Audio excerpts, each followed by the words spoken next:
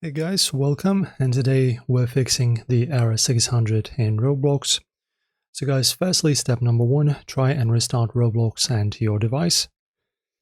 So it indeed sounds basic, but a full restart clears temporary glitches.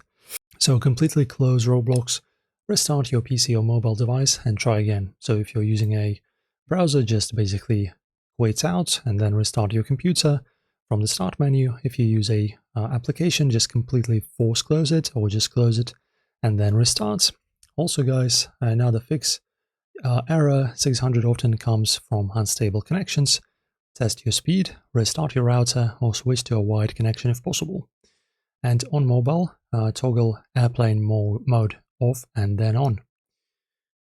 After that, update your Roblox client. So on our browser, this will not be necessary, but if you're using a client, just go to the Roblox website or the App Store and download the latest version. So just go Roblox, download, okay, and just download this latest Windows app.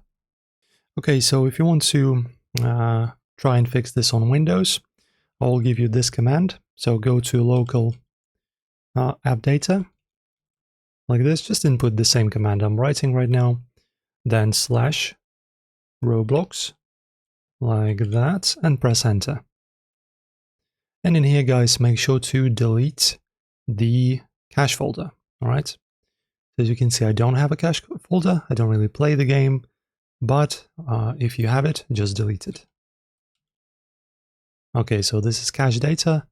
As you can see, there's a bunch of stuff, so just delete this. And lastly, friends, go to the Roblox status of roblox.com and check if there are any issues with the service.